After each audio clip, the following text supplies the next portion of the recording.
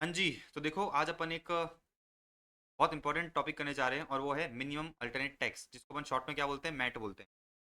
जैसे मैंने आपको जैसे मैंने आपको एएमटी बताया था अल्टरनेट मिनिमम टैक्स जो किस पे लगता है सारे एसएससी पे लगता है एक्सेप्ट कंपनीज। और फिर मैंने आपको उधर बताया था कि भाई कंपनीज पे क्यों नहीं लगता कि कंपनीज पे क्या लगता है मैट लगता है तो applicable only to companies. Minimum alternate tax का मतलब क्या है सिंपल सा मतलब ये है कि भाई जो इंडियन कंपनीज क्या कर रही थी इनकम बेस्ड डिडक्शन जो अपने पढ़े थे चैप्टर 6 में उसका डिडक्शन ले जा रही थी सरकार को टैक्स ही नहीं मिल रहा था। क्या नहीं मिल रहा था सरकार को टैक्स नहीं मिल रहा था। सरकार ने क्या करा सरकार ने जैसे एएमटी बनाया एएमटी की जगह कंपनीज के लिए क्या बना दिया मैट बना दिया कि भाई आपको क्या करना पड़ेगा आपको जो है हायर ऑफ हायर ऑफ क्या करना पड़ेगा हायर ऑफ जो है टैक्स पे करना पड़ेगा किसका higher tax payable as per normal provisions of the income tax act. तो जो नॉर्मल प्रोविजंस अपन ने पढ़ रखे हैं नॉर्मल प्रोविजंस अपन क्या करते हैं नॉर्मल प्रोविजंस सारे पढ़ रखे हैं उस अकॉर्डिंग आपका टैक्स कितना बना है वो आपको निकालना पड़ेगा या फिर 15% of book profit. Book profit हम निकलवाएंगे सरकार क्या करेगी आपसे जो है बुक प्रॉफिट निकलवाएगी बुक प्रॉफिट निकलवाएगी उसका 15% आपको क्या करना पड़ेगा विचवर इज हायर जो है आपको टैक्स पे करना पड़ेगा। ठीक है ना विचवर इज हायर आपको क्या करना पड़ेगा टैक्स पे करना पड़ेगा। अच्छा ये tax payable as per normal provisions तो टैक्स पेबल का मतलब क्या होता है टैक्स हो गया सरचार्ज हो गया हेल्थ एंड एजुकेशन सेस हो गया। इसी तरह से 15% बुक प्रॉफिट 15% बुक प्रॉफिट का मतलब क्या है वही surcharge and health and education cess आपको ऐड करना पड़ेगा अगर एप्लीकेबल है तो। इतनी बात आपको समझ में आ गई भाई मैट का मतलब क्या है। मैट का मतलब सिंपल सा बात ये है कि भाई आपको क्या करना पड़ेगा नॉर्मल प्रोविजन से टैक्स निकालो और बुक प्रॉफिट का 15% निकालो विचर इज हायर आपको क्या करना पड़ेगा विचर इज हायर आपको जो है गवर्नमेंट को पे करना पड़ेगा। अच्छा अगर आपका यूनिट आईएफएससी में लोकेटेड है अगर आपको यूनिट क्या है आईएफएससी में लोकेटेड है तो उस केस में क्या होगा उस केस में ये जो 15% का रेट है वो कितना हो जाएगा 9% हो जाएगा। 15% का रेट जो है बेसिकली मेरा 9% हो जाएगा। अब अपन बेसिकली बुक का प्रॉफिट की कैलकुलेशन करते हैं कि भाई अपन बुक प्रॉफिट निकालेंगे कैसे। तो बेसिकली अपना लॉ कहता है कि भाई आप जो है क्या पढ़ो प्रॉफिट एंड लॉस अकाउंट पकड़ो प्रॉफिट एंड लॉस निकालो एज पर पीनल अकाउंट। ये किसकी बात कर रहा है कंपनीज एक्ट की तो इधर लिख लो कंपनीज एक्ट अपनी बुक्स में लिख लो कंपनीज एक्ट। और नहीं भी लिख रहे हो तो भी कोई दिक्कत नहीं है आगे जाके देखोगे मैंने नोट डाल रखा है। मैंने क्या दे रखा है नोट डाल रखा है कि जो अपन अबव एडजस्टमेंट्स करते हैं बुक प्रॉफिट में उसके लिए जो आपका नेट प्रॉफिट होता है वो कैसे लेंगे shall be taken of the companies act as per schedule 3। क्या करेंगे अपन कंपनीज एक्ट अपन इनकम टैक्स एक्ट की बात नहीं कर रहे। आपने कंपनीज एक्ट में क्या बना रखा होगा आपने जो है कंपनीज एक्ट में अपना प्रॉफिट एंड लॉस अकाउंट बना रखा होगा पीएनएल अकाउंट बना रखा होगा बैलेंस शीट बना रखी होगी कैश फ्लो बना रखा होगा। तो कंपनीज एक्ट के अकॉर्डिंग जो आपका नेट प्रॉफिट आ रहा है वो आप पकड़ लो वो आप क्या करोगे पकड़ लोगे और उसमें जो है सरकार कुछ एडजस्टमेंट्स बता दिए वो एडजस्टमेंट्स आपको करने पड़ेंगे। तो अपन ने क्या करा अपन ने basically profit and loss account पकड़ लिया तो मैं लिख देता हूँ मैंने क्या करा प्रॉफिट एंड लॉस अकाउंट पकड़ लिया। अब इसमें क्या करूंगा कुछ एडजस्टमेंट्स करूंगा एडजस्टमेंट का मतलब क्या है या तो कुछ आइटम ऐड करूंगा या कुछ आइटम लेस करूंगा। तो देखो ये दे रखा है कि भाई कौन कौन से आइटम्स ऐड होंगे कौन कौन से आइटम्स मुझे क्या करने पड़ेंगे ऐड करने पड़ेंगे। कौन कौन से आइटम्स ऐड होंगे वो देखना और कौन कौन से आइटम्स लेस होंगे वो देखना कौन कौन से आइटम्स लेस होंगे वो भी अपन देखेंगे। देखो सबसे पहले क्या दे रखा है सबसे पहले मुझे ये बता रखा है कि भाई अगर आपने करंट ईयर में क्या करा था करंट ईयर में जो है मैट से बचने के लिए कुछ अमाउंट पीएनएल से निकाल के रिजर्व में डाल दिया। अच्छा करंट ईयर में मेरा पीएनएल अकाउंट में फॉर एग्जांपल 10 लाख रुपए मेरा प्रॉफिट हो रहा था। आपने क्या करा 10 लाख रुपए को कम करने के लिए क्या करा कुछ अमाउंट जो है ट्रांसफर कर दिया रिजर्व में एंट्री क्या पास करी आपने एंट्री पास करी PNL account debit to reserve account credit. तो आपने क्या करा 2 लाख रुपए जो है 10 लाख में से कहाँ पे ट्रांसफर कर दिया रिजर्व में ट्रांसफर कर दिया और आप अपना जो है प्रॉफिट दिखा रहे हो कितने का 10 लाख की जगह 8 लाख का। तो गवर्नमेंट कहती है कि भाई अगर आपने कोई अमाउंट क्या कर रखा है रिजर्व में ट्रांसफर कर रखा है तो आपको क्या करना पड़ेगा उसको एड बैक करना पड़ेगा उसको हम क्या करेंगे एड बैक करेंगे सो दैट आप जो है उसमें मैट पे कर पाओ। ठीक है बात समझ में आ रही है। तो आपने मिनिमम अल्टरनेट टैक्स से बचने के लिए क्या करा मिनिमम अल्टरनेट टैक्स से बचने के लिए कुछ अमाउंट जो है रिजर्व में ट्रांसफर कर दिया ताकि आपका जो प्रॉफिट एंड लॉस अकाउंट है ये क्या हो कम शो हो। सरकार ने कहा ऐसा नहीं चलेगा अगर आपने क्या करा है कुछ अमाउंट रिजर्व में ट्रांसफर करा है उसको एड बैक कर दो। इसी तरह से अगर आपने पीएनएल में क्या कर रखा है पीएनएल में अंधाधुन अंधाधुन क्या बना रखा है अनसर्टेन लाइबिलिटी का प्रोविजन बना रखा है। सरकार ये कहती है कि भाई देखो आपकी अनसर्टेन लाइबिलिटी का प्रोविजन आप फालतू में आपने बना रखा है अभी तक लाइबिलिटी असर्टेन है ही नहीं तो आपने अपना प्रॉफिट फालतू में कम कर रखा है इसको वापस बढ़ाओ तो अपन क्या करेंगे इसको भी जो है एडबैक कर देंगे। इसी तरह से समझो आपने क्या रखा है आपने कोई डिविडेंड पे करा था या फिर कोई डिविडेंड प्रपोज्ड है मतलब पे करने वाले हो तो आपने पीएनएल में डेबिट कर दिया सरकार बोलती है ऐसा नहीं चलेगा एडबैक कर दो। अच्छा deferred tax and provision thereof तो आप डीटीए डिटेल पढ़ते हो इंडियस 12 में आप डीटीए डिटेल पढ़ते हो तो अगर आपने डीटीए डिटेल पीएनएल में डेबिट कर रखा है तो क्या करोगे पीएनएल में डेबिट कर रखा है अपना प्रॉफिट कम कर रखा है उसको आपको जो है एडबैक करना पड़ेगा। अच्छा इसी तरह से अगर आपने डीटीएल क्या कर रखा है क्रेडिट कर रखा है इसी तरह से अगर आपने डीटीएल को क्या कर रखा है क्रेडिट कर रखा है इस तरह से अगर आपने डीटीएल को क्रेडिट कर रखा है तो उसको सरकार बोलेगी उसको भी लेस कर दो उसको क्या कर दो लेस कर दो उसके जो है आपको मैट पे करने की जरूरत नहीं है। अब देखो नेक्स्ट पॉइंट समझना नेक्स्ट पॉइंट मुझे क्या कह रहा है provision for losses of subsidy company including actual loss अगर आपकी कोई सब्सिडी कंपनी है और सब्सिडी कंपनी का जो लॉस है वो आपने क्या कर दिया वो आपने अपने पीएन में डेबिट कर दिया सरकार कहती है नहीं आपको जो है इसको एडबैक करना पड़ेगा। इसी तरह से आपने जो है लॉसेज ऑफ सब्सिडी कंपनी का क्या बना दिया प्रोविजन बना दिया सरकार कहती है नहीं चलेगा एडबैक कर दो। अब सुनो अगर आपने अपने पीएनएल अकाउंट में क्या कर रखा है, इनकम टैक्स जो आपने पे करा था, इनकम टैक्स जो आपने पे करा था या जो पेबल है उसको डेबिट कर रखा है, एड बैक कर दो। अगर आपने कोई प्रोविजन बना रखा है इनकम टैक्स एक्ट का, सॉरी इनकम टैक्स का कोई प्रोविजन बना रखा है उसको भी ऐड कर दो। अच्छा, इसी तरह से अगर इनकम टैक्स एक्ट पे कोई इंटरेस्ट है या सरचार्ज है या हेल्थ एंड एजुकेशन सेस है, वो आपने क्या कर रखा है, वो आपने पीएल में डेबिट कर रखा है, सरकार कहती है नहीं नहीं नहीं चलेगा, एड बैक कर दो। यदि बात समझ में आ रही है, तो अपन क्या कर रहे हैं, अपन बेसिकली कंपनीज एक्ट के अकॉर्डिंग अपन ने क्या करा, कंपनीज एक्ट के अकॉर्डिंग अपन ने जो है पीएनएल अकाउंट क्या करा, पीएनएल उठा लिया, कितना पीएनएल आ रहा है, प्रॉफिट एंड लॉस कितना आ रहा है वो अपन उठा लिया। उसके अंदर अपन क्या कर रहे हैं, कुछ आइटम्स को ऐड बैक कर रहे हैं, कुछ आइटम्स को ऐड कर रहे हैं, मतलब अपना जो ये प्रॉफिट आ रहा है ना, ये जो अपना प्रॉफिट आ रहा था उसको अपन बढ़ा रहे हैं, उसको अपन क्या कर रहे हैं, बढ़ा रहे हैं।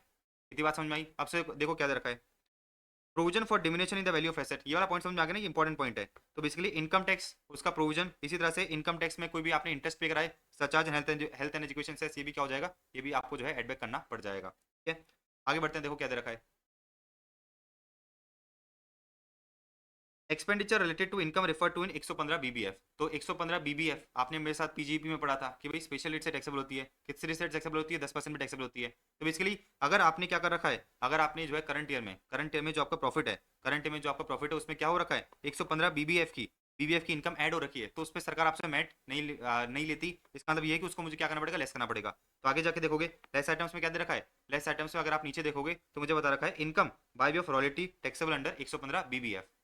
तो जो रॉयल्टी 115 बीबीएफ पे टैक्सेबल होती है उस पर आपको मैट पे करने की जरूरत नहीं है, तो मैंने क्या करा, उसको लेस कर दिया। इसी तरह से इस इनकम को कमाने के लिए मैंने कुछ खर्चे पीएल में डेबिट कर रखे होंगे, तो सरकार ने कहा उसको भी क्या कर दो, एड बैक कर दो, तो अपने जो है उसको भी क्या कर दिया, एड बैक कर दिया। अब देखो क्या दे रखा है, मैंने आपको जो है एयूपी और बीवाई का कंसेप्ट बताया था, मैंने आपको जो है एयूपी और बीवाई का कंसेप्ट बताया था। अच्छा, मैं क्या हूँ, मेंबर हूँ, मैं एयूपी और बीवाई का मेंबर हूँ। मुझे जो है क्या मिला है, प्रॉफिट का शेयर मिला है, कहाँ से, एयूपी और बीवाई से। मेरे हाथ में क्या है, एग्जेम्प्ट है, मेरे हाथ में क्या है, एग्जेम्प्ट है, तो सरकार ने कहा उस पर आपको मैट पे करने की जरूरत नहीं है। तो देखो लेस आइटम्स में क्या दे रखा है, लेस आइटम्स में आप देखोगे एक पॉइंट दे रखा है, share of SSC in the income of AOP BOI. तो share of SSC in the income of AOP BOI, Rohan के हाथ में क्या होता है, एग्जाम होता है, मेंबर के हाथ में क्या होता है, एग्जाम होता है। देयरफॉर अगर आपने पीएल में उसको क्या कर रखा है, क्रेडिट कर रखा है, तो अपन क्या करेंगे, अपन जो है उसको लेस कर देंगे, सरकार उस पर आपसे मैट नहीं लेगी। अच्छा, मैट क्यों नहीं लेगी, क्योंकि सीधी सी बात है, आखिरी में जाके सारे एडजस्टमेंट करने के बाद, जो अमाउंट आएगा उस पर आप क्या करोगे, उस पर 15% निकालोगे ना, उस पर 15% निकाल के मैट पे करोगे। अच्छा, तो मैंने क्या करा, ये जो शेयर ऑफ इनकम है फ्रॉम एओपी वीवाई उसको मैंने लेस कर दिया। इसी तरह से इस इनकम को कमाने के लिए मैंने अगर कोई खर्चे कहाँ कर रखे हैं, पीएल में डेबिट कर रखे, तो उसको भी क्या कर दूंगा, उसको भी जो है मैं एड बैक कर दूंगा। क्योंकि अगर मेरी इनकम ही बेसिकली मैं नहीं, मेरी जो इनकम है वही टैक्सेबल नहीं हो रही, तो मेरे जो खर्चे हैं वो भी मुझे अलाउ नहीं किए जाएंगे। तो expenditure related to income being the share of SSC in the income of AOPBI on which income tax is payable as per section 86, इसका मतलब is on which no income tax is payable, sorry, on which no income tax is payable, मतलब मेरे हाथ में क्या है, exempt है। तो जो इनकम मेरे हाथ में एग्जेम्प्ट है उसके एक्सपेंसेस भी मैंने क्या करे, उसके एक्सपेंसेस भी जो है मैंने ऐड बैक कर दिए। इसी तरह से सेक्शन 10 अपन आगे जाके पढ़ेंगे, इसी तरह से सेक्शन 10 अपन आगे जाके पढ़ेंगे, जिसके अंदर क्या दे रखा है, कौन कौन सी इनकम क्या होती है, एग्जेम्प्ट होती है। Just give me a second. तो अपन बेसिकली आगे जाके पढ़ेंगे, अपने सिलेबस में आगे जाके पढ़ेंगे कि सेक्शन 10 के अंदर कुछ इनकम होती है, वो क्या होती है, एग्जेम्प्ट होती है। सेक्शन 10 के अंदर कुछ इनकम क्या होती है, एग्जेम्प्ट होती है। तो बेसिकली अगर आपने सेक्शन 10 की इनकम क्या कर रखी है, पीएनएल में क्रेडिट कर रखी है, अगर पीएनएल में क्या कर रखी है, क्रेडिट कर रखी है, तो अपन उसको क्या करेंगे, लेस कर देंगे। तो क्या दे रखा है, exempt income under section 10, 11 and 12। तो 11 एंड 12, सेक्शन 11 एंड 12 अपन जब टैक्सेशन ऑफ ट्रस्ट करेंगे, जब समझ लेंगे। तो बेसिकली जो इनकम आपकी क्या है, एग्जेम्प्ट है अंडर सेक्शन 10, 11 एंड 12, उसको मैं क्या करूंगा, उसको जो है मैं लेस कर दूंगा। इसी तरह से इस इनकम को कमाने के लिए मैंने कोई खर्चे कर रखे हैं, तो वो मैंने क्या कर दिए, वो मैंने जो है एड बैक कर देने हैं। तो expenditure relatable to income to be section 10, 11, 12 apply. इधर तक पूरी कहानी समझ में आ रही है आपको। अच्छा, ये वाला जो पॉइंट है ना, ये अपन कहाँ करेंगे, एनआर टैक्सेशन के साथ करेंगे। ये वाला जो पॉइंट है अपन जो है एनआर टैक्सेशन के साथ करेंगे। आगे बढ़ते हैं अपन, ये वाला पॉइंट अपन जो है बिजनेस ट्रस्ट के साथ करेंगे, अभी आपको समझ में नहीं आएगा। अब सुनो, आपने जो है अपने पीएनएल अकाउंट में, क्या कर रखा है, अगर डेप्रिसिएशन क्या कर रखा है, डेबिट कर रखा है, तो बेसिकली जितना भी डेप्रिसिएशन आपने क्या कर रखा है, डेबिट कर रखा है, सारा का सारा डेप्रिसिएशन आपको क्या करना पड़ेगा, एड बैक करना पड़ेगा। जितना भी आपने डेप्रिसिएशन अपने पीएनएल अकाउंट में क्या कर रखा है, जितना भी डेप्रिसिएशन आपने अपने पीएनएल अकाउंट में बेसिकली क्या कर रखा है, लेस कर रखा है, उसको क्या करना पड़ेगा, पूरा का पूरा एड बैक करना पड़ेगा। तो अपन क्या करेंगे, पूरा का पूरा जो है एड बैक कर देंगे। फिर आखिरी में जाके नीचे जाके देखोगे कि भाई आपने, आपका जो भी डेप्रिसिएशन बनता है, उसको जो है सरकार क्या करेगी, लेस करवा देगी, मतलब आपको जो है वापस लेस कर देना है। ऊपर क्या कर रहे हैं अपन, ऊपर ऐड कर रहे हैं और नीचे लेस कर रहे हैं, ऊपर ऐड कर रहे हैं लेकिन नीचे लेस कर रहे हैं। तो आप बोलोगे ऐसा कर क्यों रहे हैं, ऐड कर रहे हो, लेस कर रहे हो, तो समझना। ऊपर अपन क्या करें, पूरा का पूरा डेप्रिसिएशन क्या कर देते हैं, एड बैक कर देते हैं। नीचे अपन डेप्रिसिएशन अलाउ करते हैं, लेकिन depreciation on revaluation of asset आपको नहीं मिलता। तो डेप्रिसिएशन ऑन रिवैल्यूएशन एसेट आपको नहीं दिया जाता। डेप्रिसिएशन ऑन रिवैल्यूएशन एसेट आपको नहीं मिलता है, ठीक है ना। तो depreciation on revaluation of asset आपको जो है नहीं दिया जाएगा। इतनी बात आपको समझ में आ रही है। तो अपन ने क्या करा, अपन ने बेसिकली डेप्रिसिएशन को क्या करा, अपन ने जो है डेप्रिसिएशन को ऊपर पूरा का पूरा ऐड कर दिया। तो फॉर एग्जांपल मेरा 100 रुपये का डेप्रिसिएशन मैंने क्या कर रखा था, मेरा 100 रुपये का डेप्रिसिएशन जो है मैंने पीएनएल में डेबिट कर रखा था। तो मैं क्या करूंगा, 100 रुपये के डेप्रिसिएशन को ऐड कर दूंगा। इस 100 रुपये के डेप्रिसिएशन में से, इस 100 रुपये के डेप्रिसिएशन में से 80 रुपये का जो डेप्रिसिएशन है वो तो नॉर्मल डेप्रिसिएशन था। 20 रुपये का डेप्रिसिएशन, 20 रुपये का डेप्रिसिएशन मेरा क्या था, 20 रुपये का डेप्रिसिएशन मेरा रिवैल्यूड एसेट पे था। तो सरकार कहती है कि भाई नीचे जो है आपको अलाउ किया जाएगा कितना, सिर्फ और सिर्फ 80। तो ऊपर 100 अपन ने ऐड करा, नीचे मैं क्या करूंगा, नीचे जो है 80 को लेस कर दूंगा, 80 को जो है लेस कर दूंगा। इसका मतलब क्या है कि भाई मुझे डेप्रिसिएशन नहीं मिलेगा except except depreciation on revaluation of asset. तो depreciation on revaluation asset, depreciation on revaluation of asset मुझे नहीं दिया जाएगा। ऐसा क्यों किया जा रहा है, क्योंकि आप क्या कर रहे थे, आप जो है बेसिकली अननेसेसरी जो है अपने एसेट्स को, अननेसेसरी अपने एसेट्स को रिवैल्यू करके क्या करते थे, अननेसेसरी अपने एसेट्स को जो है रिवैल्यू करके एक्सेस डेप्रिसिएशन लेते थे। तो सरकार ने कहा ऐसा नहीं चलेगा, डेप्रिसिएशन ऑन रिवैल्यूएशन एसेट आपको नहीं दिया जाएगा, डेप्रिसिएशन ऑन रिवैल्यूएशन एसेट आपको जो है नहीं दिया जाएगा। अच्छा ये वाला पॉइंट समझना, amount standing in the revaluation reserve, amount standing in the revaluation reserve on retirement and disposal of asset. इसका मैं आपको जो है मतलब समझाता हूँ। देखो इसका जो है आपको लॉजिक समझाना पड़ेगा, ऐसे आपको समझ में नहीं आएगा। देखो ये रहा, मेरी जो है एक प्लांट एंड मशीनरी थी जिसकी वैल्यू थी 100 रुपये। अगर मैं इसको 1000 पे बेचता हूँ, अगर मैं इसको जो है 1000 पे बेचता हूँ तो एंट्री क्या पास करूंगा, bank account debit 1000 to plant and machinery 100 रुपये एंड टू पीएनएल अकाउंट 900 रुपये। मतलब क्या है कि भाई 900 रुपये का मेरा प्रॉफिट दिखता। तो ये जो 900 रुपये हैं, ये जो 900 रुपये हैं मेरे कंपनीज एक्ट में क्या हो रहे थे, कंपनीज एक्ट के प्रॉफिट में, कंपनीज एक्ट के प्रॉफिट में ऐड हो रहे थे, कंपनीज एक्ट के प्रॉफिट में क्या हो रहे थे, ऐड हो रहे थे। अच्छा ऐड हो गए तो इसका मतलब क्या है, इसके मुझे मैट पे करना पड़ेगा, क्योंकि जो मैं बुक प्रॉफिट निकालता हूँ, मैं बुक प्रॉफिट निकालता हूँ उसमें नेट प्रॉफिट कौन सा लेता हूँ, यही वाला तो लेता हूँ ना, कंपनीज एक्ट वाला। तो रोहन ने क्या करा, रोहन ने इस 900 रुपये के मैट के बचने के लिए, रोहन ने इस 900 रुपये से मैट से बचने के लिए रोहन ने क्या करा, एक टैक्स प्लानिंग करी। क्या टैक्स प्लानिंग करी समझना। तो मैट से बचने के लिए मैंने क्या करा, सबसे पहले जो 100 रुपये की प्लांट एंड मशीनरी थी, सबसे पहले जो 100 रुपये की प्लांट एंड मशीनरी थी मैंने क्या करा, उसको जो है 900 से रिवैल्यू कर दिया, उसको जो है 900 से रिवैल्यू कर दिया। मैंने एंट्री क्या पास करी, PNL account debit to revaluation reserve, PNL account debit to revaluation reserve. मैंने क्या करा, 900 से जो है ये एंट्री पास करी। अब मेरी जो प्लांट एंड मशीनरी है वो कितने की दिख रही है, 1000 की दिख रही है। अब मैंने 1000 की प्लांट एंड मशीनरी को 1000 पे बेच दिया, तो एंट्री क्या पास करी, bank account debit, bank account debit to plant and machinery 1000 रुपये। तो क्या इस केस में पीएनएल अकाउंट पे कुछ इंपैक्ट आया, इस केस में पीएनएल अकाउंट पे कुछ इंपैक्ट नहीं आया। ये जो 900 रुपये का गेन है डायरेक्टली आपने कहा ले गए, आप डायरेक्टली जो है रिवॉल्यूशन रिजर्व में ले गए, डायरेक्टली जो है रिवॉल्यूशन रिजर्व में ले गए। इसका मतलब क्या है, मैट से बचने के लिए, मैट से बचने के लिए आपने क्या करा, मैट से बचने के लिए जो है प्लांट एंड मशीनरी को आपने रिवैल्यू कर दिया, मैट से बचने के लिए आपने जो है प्लांट एंड मशीनरी को रिवैल्यू कर दिया। और उसका जो रिवॉल्यूशन का अमाउंट है, जो रिवॉल्यूशन का अमाउंट है वो डायरेक्टली आप कहाँ ले गए, आप जो है डायरेक्टली रिवॉल्यूशन रिजर्व में ले गए। अगर आप ये नहीं करते तो लॉजिकली होना क्या चाहिए था, 900 रुपये से आपका पीएनएल अकाउंट बढ़ना चाहिए था, तो आपको उस पर मैट भी पे करना पड़ता। तो सरकार ने कहा कि भाई अगर आप क्या करते हो, एसेट को रिवैल्यू करके, अगर एसेट को रिवैल्यू करके बेचते हो तो जितना भी अमाउंट उस एसेट के रिस्पेक्ट में, जितना भी अमाउंट उस एसेट के रिस्पेक्ट में रिवॉल्यूशन रिजर्व में पड़ा है, जितना भी अमाउंट उस एसेट के रिस्पेक्ट में ये रिवॉल्यूशन रिजर्व में पड़ा है ना, ये क्या हो जाएगा, आपके बुक प्रॉफिट में ऐड कर दिया जाएगा। आप कर लो टैक्स प्लानिंग, आप कर लो टैक्स प्लानिंग। तो इस केस में क्या होगा, इस केस में अगर आपने ये वाली टैक्स प्लानिंग करी, ये आपने ये वाली टैक्स प्लानिंग करी तो आप मैट से बचोगे नहीं, आप जो है मैट से बचोगे नहीं। ये जो 900 रुपये रिवॉल्यूशन रिजर्व में पड़ा है, ये जो 900 रुपये रिवॉल्यूशन रिजर्व में पड़ा है, ये क्या हो जाएगा, ये बेसिकली जो है आपका एड बैक कर दिया जाएगा। ये क्या कर दिया जाएगा, आपका जो है बेसिकली वापस एड बैक कर दिया जाएगा। तो देखो वही है कि amount standing in the revaluation reserve on retirement या डिस्पोजल ऑफ एसेट, जब आपने अपने एसेट को बेचा या जब आपने अपने एसेट को क्या करा, रिटायर करा, तो उस केस में जितना भी अमाउंट कहाँ पर पड़ा है, रिवॉल्यूशन रिजर्व में पड़ा है। जितना भी अमाउंट आपके रिवॉल्यूशन रिजर्व में पड़ा है उस पर क्या करना पड़ेगा, उसको जो है आपको मैट पे करना पड़ेगा, क्या हो जाएगा, आपके बुक प्रॉफिट्स में ऐड कर दिया जाएगा। समझ में आ रही है बात। तो बेसिकली आपने क्या करा, एसेट को बेचा, आपने जो है एसेट को बेचा, पैसा रियलाइज कर लिया, 900 रुपये जो है बैंक अकाउंट में रियलाइज कर लिए, लेकिन उस पर आप मैट नहीं पे कर रहे। कैसे नहीं पे कर रहे, आपने जो डायरेक्टली क्या करा था, पहले उसको रिवैल्यू करके बेच दिया। केस में सरकार ने कहा ऐसा नहीं चलेगा, आपने पैसा रियलाइज कर लिया है तो रिटायरमेंट या डिस्पोजल के टाइम पे जितना अमाउंट उस एसेट के रिस्पेक्ट में रिवॉल्यूशन रिजर्व में पड़ा है वो आपको क्या हो जाएगा, बुक प्रॉफिट में ऐड कर दिया जाएगा। बात समझ में आ गई, आगे बढ़ सकते हैं अपन। अब देखो ये वाला पॉइंट जो है मैंने बता रहा हूँ आपको बिजनेस के साथ कराऊंगा, ये वाला भी देखो बीटी के साथ दे रखा है, ये भी आपका जो है बीटी के साथ होगा। और ये वाला पॉइंट जो है आपका एनआर टैक्सेशन के साथ होगा। ये वाला जो पॉइंट है ये एनआर टैक्सेशन के साथ आपको जो है समझ में आएगा। तो इन 3 पॉइंट्स को अपन क्या करते हैं, होल्ड कर देते हैं, ठीक है ना। ये 3 पॉइंट्स अपन क्या कर रहे हैं, होल्ड कर देते हैं। अब देखो क्या दे रखा है, अब देखो अपन आगे बढ़ते हैं। मैंने आपको क्या बताया था, मैंने आपको ये बताया था कि भाई कौन कौन से आइटम्स अपन को बुक प्रॉफिट में ऐड करने हैं, राइट। अब अपन देख रहे हैं कि भाई कौन कौन से आइटम जो है अपने पीएनएल अकाउंट में से क्या होंगे, लेस होंगे। कौन कौन से आइटम्स अपन ने क्या करेंगे, पीएनएल अकाउंट में से लेस करेंगे। अब सुनो, आपने किसी साल क्या करा, आपने किसी साल कोई अमाउंट रिजर्व में ट्रांसफर करा था। आपने जो है 2 साल पहले, आपने जो है 2 साल पहले क्या करा था, आपने जो है 2 साल पहले क्या एंट्री पास करी थी, PNL account debit to reserves. PNL account debit to reserve करके आपने जो है एक एंट्री पास करी थी। इसका मतलब क्या है कि कुछ अमाउंट आप रिजर्व्स में ले गए थे, कुछ अमाउंट आप रिजर्व्स में ले गए थे। तो उस साल सरकार ने क्या बोला, उस साल सरकार ने बोला देखो हम ऐसा अलाउ नहीं करेंगे, हम ऐसा अलाउ नहीं करेंगे। तो जितना अमाउंट आप रिजर्व्स में ले गए थे वो जो है आपके बुक प्रॉफिट में क्या कर दिया गया था, ऐड कर दिया गया था। मतलब क्या है, इस पे आपने मैट ऑलरेडी पे कर दिया है। जितना अमाउंट आप रिजर्व में ले गए थे, जितना अमाउंट आप रिजर्व में ले गए थे, उस अमाउंट पे आपने क्या करा है, जिस साल आप रिजर्व में लेके गए थे उस साल के बुक प्रॉफिट्स आपने बढ़ा दिए हैं। मतलब उस साल पे आपने जो है मैट पे कर दिया है, उस पे मैट लगा चुके हो। अच्छा, फ्यूचर में आप क्या करते हो, फ्यूचर में इस रिजर्व से पैसा विड्रॉ करते हो, फ्यूचर में इस रिजर्व से पैसा विड्रॉ करके पीएनएल अकाउंट में क्रेडिट कर देते हो, पीएनएल अकाउंट में क्रेडिट कर देते हो। तो क्या पीएनएल अकाउंट में जो आपने क्रेडिट करा है, मतलब इसका मतलब क्या हुआ कि भाई आपका बुक प्रॉफिट बढ़ गया। पीएनएल अकाउंट में क्रेडिट करा है तो इसका मतलब क्या है कि आपका बुक प्रॉफिट बढ़ गया। तो क्या मुझे वापस मैट लगाने की जरूरत है, सरकार ने कहा नहीं। अगर रिजर्व से आप कुछ पैसा विड्रॉ करते हो, रिजर्व से आप कुछ पैसा विड्रॉ करते हो तो लेस कर दिया जाएगा। देखो क्या दे रखा है, amount withdrawn from the reserve क्या कर दिया जाएगा, लेस कर दिया जाएगा। अमाउंट विड्रॉन फ्रॉम रिजर्व जो है बेसिकली लेस कर दिया जाएगा। लेकिन ध्यान रखना, लेस तभी करा जाएगा जब पिछले सालों के बुक प्रॉफिट, जब पिछले सालों के बुक प्रॉफिट में क्या हुआ था, जब पिछले सालों के बुक प्रॉफिट में ऐड हुआ था। तो जब आपने रिजर्व क्रिएट करा था, जब आपने रिजर्व क्रिएट करा था तो उस साल हमने क्या करा था, बुक प्रॉफिट इंक्रीज कर दिए। इसका मतलब क्या है कि आपने ऑलरेडी मैट पे क्या कर दिया, मैट पे कर दिया, मिनिमम अल्टरनेट टैक्स पे कर दिया है। तो फ्यूचर में जब आप विड्रॉ कर रहे हो तो आपको जब वापस मैट पे करने की जरूरत नहीं है। लेकिन ध्यान रखना, अगर पिछले सालों में आपने जो है बुक प्रॉफिट इंक्रीज करे ही नहीं थे, पिछले सालों में आपने जो है बुक प्रॉफिट इंक्रीज करे नहीं थे, मतलब आपने पिछले साल मैट नहीं पे रहा था, पिछले सालों में मैट नहीं पे रहा था, और आप क्या कर रहे हो, विड्रॉ कर रहे हो। आप जो है विड्रॉ कर रहे हो तो उस केस में आपको लेस करने की जरूरत नहीं है, उस केस में जो है आपको लेस करने की जरूरत नहीं है।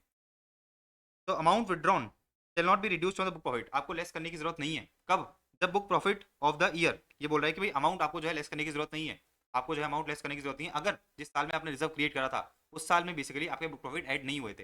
बात समझ में आ रही है, ये कहने चाह रहे हैं कि भाई लेस कर देना, आप लेस कर देना। अच्छा, अपन लेस क्यों करें, क्योंकि पिछले साल में जब आपने रिजर्व क्रिएट करा था, जब पिछले सालों में आपने रिजर्व क्रिएट करा था तो आपने क्या करा था, पिछले सालों में जब आपने रिजर्व क्रिएट करा था तो उस केसेस में आपने जो है बुक प्रॉफिट बढ़ा दिए थे। लेकिन अगर पिछले सालों में बुक प्रॉफिट बढ़ा ही नहीं थे, पिछले साल में बुक प्रॉफिट बढ़ा ही नहीं थे, आपने मैट पे ही नहीं करा था, तो अब जब विड्रॉ कर रहे हो पैसा, अब जब पैसा विड्रॉ करो तो लेस नहीं होगा। तो ये अमाउंट वही, ये वाला पॉइंट वही बोल रहा है कि amount withdrawn shall not be reduced from the book profit unless the book profit of that year has been increased, है ना। तो लेस नहीं करेंगे, लेस नहीं करेंगे अपन, लेस नहीं करेंगे अगर, लेस नहीं करेंगे अपन जो है बेसिकली, लेस नहीं करेंगे। कब लेस नहीं करेंगे, जब बेसिकली जिस साल आपने रिजर्व क्रिएट करा था उस साल के बुक प्रॉफिट इंक्रीज ही नहीं करे थे आपने। तो बात समझ में आ रही है, लॉजिकली समझना, रटने की आपको कोई भी जरूरत नहीं है।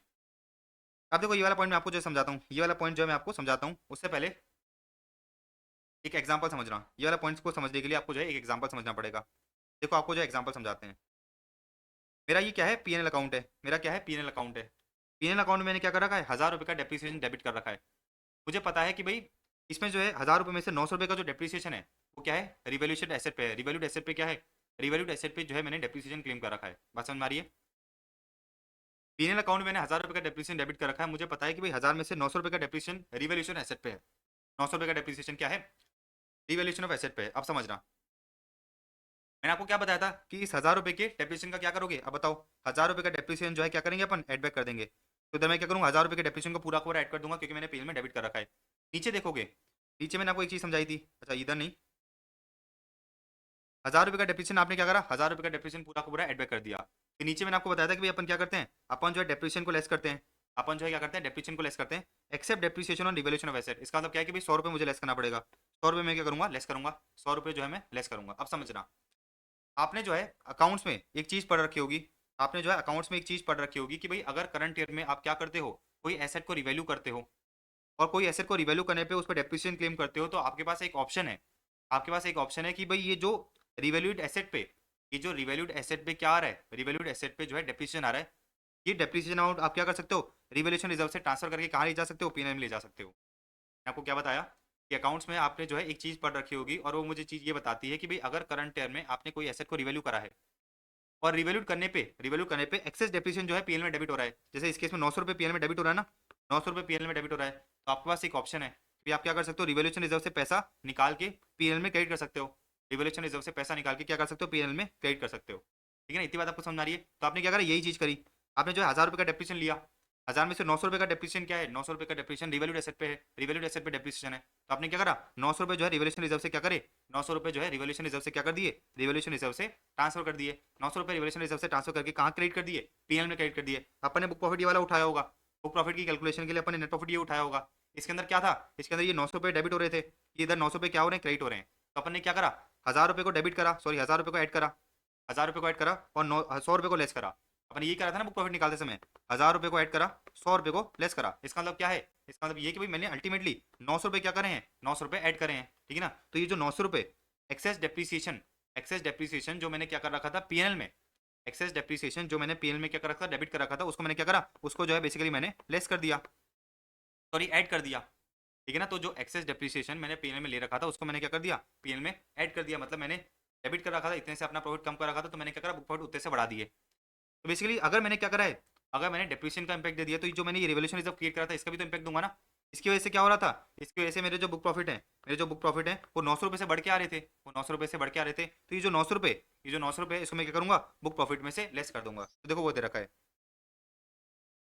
कहाँ गया, ये रहा, amount withdrawn from the revolution reserve, amount withdrawn from the revolution reserve and credited to the penal account, amount withdrawn from the revolution reserve and credited to the penal account. अपन क्या करेंगे, अपन जो है बेसिकली लेस करेंगे, कितना less हो जाएगा, इधर जो है 900 रुपये लेस हो जाएगा, तो मैं क्या करूंगा, 900 रुपये को लेस कर दूंगा। लॉजिकली बात समझ आ रही है, वापस समझाता हूँ मैं आपको एक बार, मैं आपको वापस समझाता हूँ। मैंने आपको ये बताया कि भाई आपने जो है पीएनएल में क्या कर रखा है, 1000 रुपये का डेप्रिसिएशन डेबिट कर रखा है, 1000 में से 900 रुपये का डेप्रिसिएशन रिवैल्यूड एसेट पे दे रखा है। रिवैल्यूड एसेट पे जो डेप्रिसिएशन है वो कितना है, 900 रुपये, बाकी नॉर्मल डेप्रिसिएशन 100 रुपये है। अकाउंट्स में आपके पास एक ऑप्शन हो सकता है कि भाई जो ये एक्सेस डेप्रिसिएशन है ना, इसका क्या कर सकते हो, रिवोल्यूशन रिजर्व से आप ट्रांसफर कर सकते हो, रिवोल्यूशन रिजर्व से क्या कर सकते हो, पीएनएल में क्रेडिट कर सकते हो। अपन अपन क्या करते हैं, अपन नेट प्रॉफिट उठाते हैं, अपन नेट प्रॉफिट उठाते हैं ये वाला, अपन क्या करते हैं नेट प्रॉफिट उठाते हैं ये वाला। इसमें क्या दिख रहा है, सीधी सी बात ये कि इस नेट प्रॉफिट में ये 900 रुपये क्या हो रखे हैं, ऐड हो रहे हैं, क्योंकि क्रेडिट हो रहा है, और ये 900 रुपये क्या हो रहे हैं, लेस हो रहे हैं, क्योंकि ये बेसिकली डेप्रिसिएशन के फॉर्म में डेबिट हो रहा है।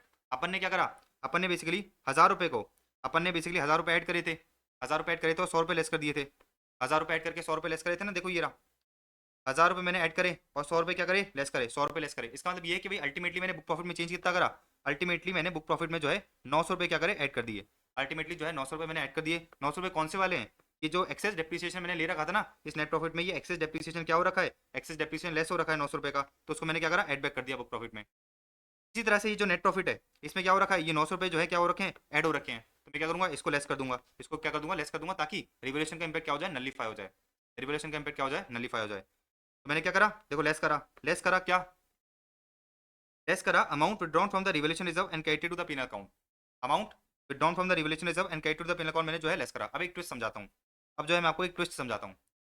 आपके पास ऑप्शन था, आपके पास क्या ऑप्शन था कि भाई जितना एक्सेस डेप्रिसिएशन है, जितना आपका एक्सेस डेप्रिसिएशन है, इसका मतलब क्या है कि भाई रिवैल्यूड एसेट पे जो आपका डेप्रिसिएशन आ रहा है उसको आप क्या कर सकते हो, रिवोल्यूशन रिजर्व से कहाँ लेके जा सकते हो, पीएनएल में लेके जा सकते हो। तो करंट में मुझे मैंने क्या करा, 900 रुपये का डेप्रिसिएशन लिया रिवैल्यूड एसेट पे, मैं 900 रुपये लेके आ गया, कहाँ से, मैं जो है 900 रुपये लेके आ गया रिवोल्यूशन रिजर्व से पीएनएल में। लेकिन आपने क्या करा, आपने जो है थोड़ा शांतपत्ति करी, आपने क्या करा, रिवोल्यूशन रिजर्व से पैसा लेके आ गए, आप कितना, रिवोल्यूशन रिजर्व से पैसा लेके आ गए 1200 रुपये, रिवोल्यूशन रिजर्व से आप जो है पैसा लेके आ गए कितना, 1200 रुपये। तो सरकार ये कहती है, अपना लॉ ये कहता है कि देखो आपकी गलती है, आपको जो है 900 रुपये लेके आने चाहिए थे, लेकिन आप कितना लेके आ गए, आप जो है 1200 लेके आ गए, आप जो है 1200 लेके आ गए, तो हम आपको जो है लेस कितना करने देंगे। देखो सीधी सी बात है, 1200 रुपये लेके आ गए, इसका मतलब क्या है, इसका मतलब ये कि 1200 से आपका नेट प्रॉफिट बढ़ा है ना, 1200 से नेट प्रॉफिट बढ़ा है, और यही नेट प्रॉफिट को अपन क्या मानते हैं, बुक प्रॉफिट की कैलकुलेशन के लिए यूज करते हैं। तो 1200 से आपका नेट प्रॉफिट बढ़ा है, आप यही कहोगे कि मैं तो पूरा 1200 लेस करूंगा, तो सरकार ने कहा नहीं, आपकी गलती है, आपको जो है 900 रुपये, आपको जो है 900 रुपये लेके आने चाहिए थे, आपको जो है 900 रुपये लेके आने चाहिए थे, कहाँ से, रिवोल्यूशन रिजर्व से, आप जो है 1200 लेके आ गए, आप जो है 1200 लेके आ गए, आपकी गलती है। तो इसलिए सरकार ने कहा हम लेस करने तो देंगे बिल्कुल आपको, लेकिन लेस कितना करने देंगे, जितना आपका डेप्रिसिएशन बनता है, जितना आपका डेप्रिसिएशन बनता है रिवोल्यूट एसेट पे वही लेस करने दिया जाएगा। तो इसका मतलब है कि 900 रुपये ही लेस करने दिया जाएगा, कि जो 300 रुपये एक्सेस आप रिवोल्यूशन रिजर्व से पेमेंट में लेके आ गए, इसको जो है हम लेस करने नहीं देंगे, इस पर आप जो है आपको मैट पे करना पड़ेगा। अब समझना, amount withdrawn from the revolution reserve and credited to the penal account, अपने केस में क्या है 1200 है, to the extent it does not exceed the amount of depreciation on revaluation asset, तो हम लेस करने देंगे, लेकिन कितना लेस करने देंगे, जितना आपका डेप्रिसिएशन है रिवोल्यूट एसेट पे, तो मतलब आपको जो है 900 रुपये ही लेस करने दिया जाएगा। लॉजिकली बात समझ में आ रही है ना आपको। और ये टेस्ट ये इंपॉर्टेंट है, ये आपसे टेस्ट भी करता है, ये आपसे टेस्ट करता है क्वेश्चंस में, समझ में आ गई कहानी आपको। तो ये वाला पॉइंट अपन ने बहुत अच्छी तरह समझ लिया, ये वाला पॉइंट अपन ने बहुत अच्छी तरह कंसेप्ट के साथ समझ लिया।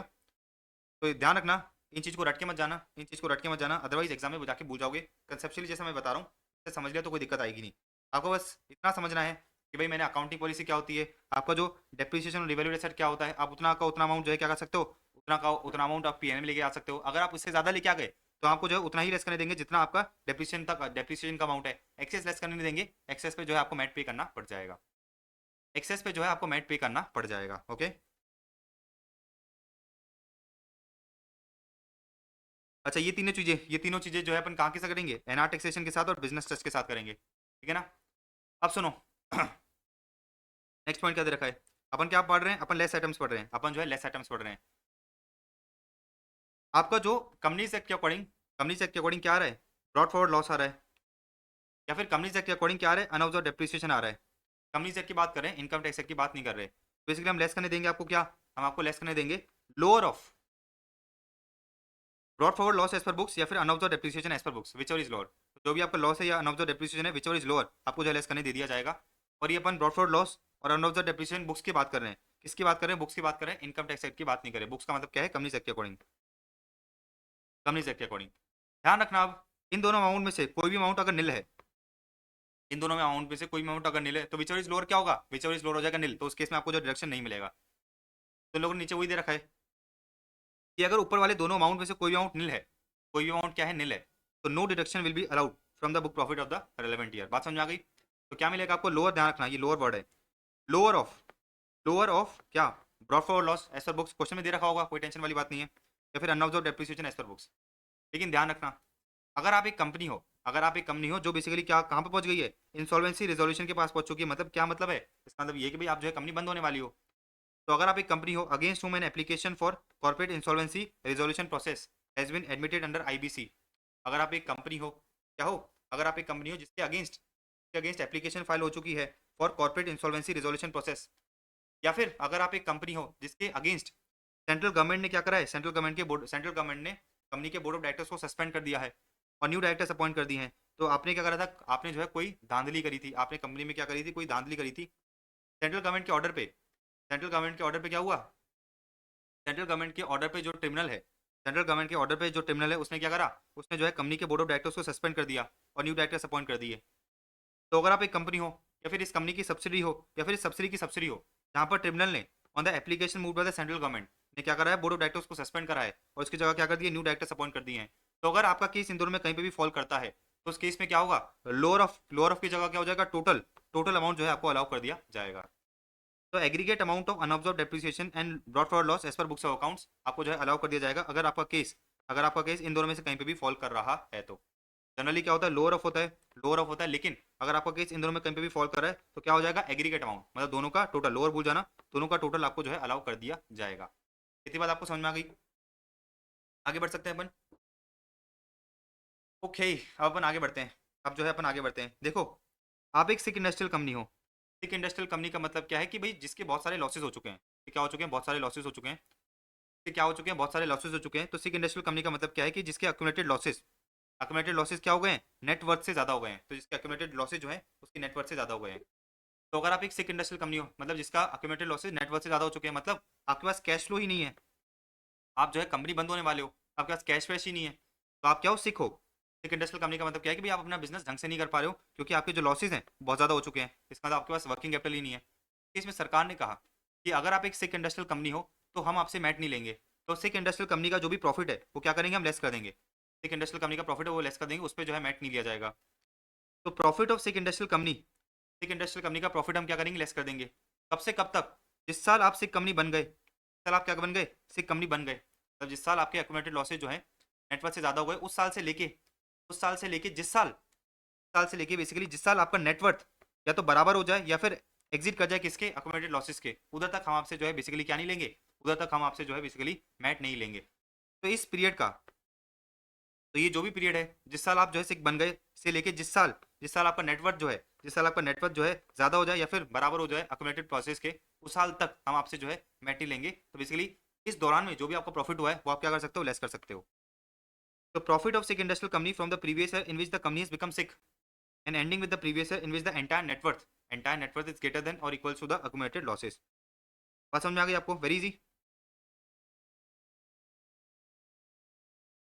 ऑलराइट, तो सिक इंडस्ट्रियल कंपनी से हम क्या नहीं कर रहे, मैट नहीं ले रहे, क्योंकि सिक इंडस्ट्रियल कंपनी के पास वैसे ही बहुत सारे लॉसेज हो रहे हैं, वैसे ही बहुत सारे लॉसेज हो रखे हैं। हमने कहा कि चलो ठीक है, हम आपको जो है मैट से काढ़ा देते हैं।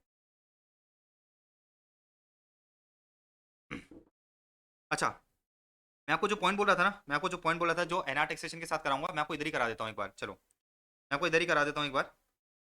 अगर आप एक फॉरेन कंपनी हो, और आपको इनकम हो रही है, अगर आप एक फॉरेन कंपनी हो और अगर आपको इनकम हो रही है कौन सी, कैपिटल गेन की ऑन सिक्योरिटीज, इंटरेस्ट की, डिविडेंड की, रॉयल्टी की या एफटीएस की।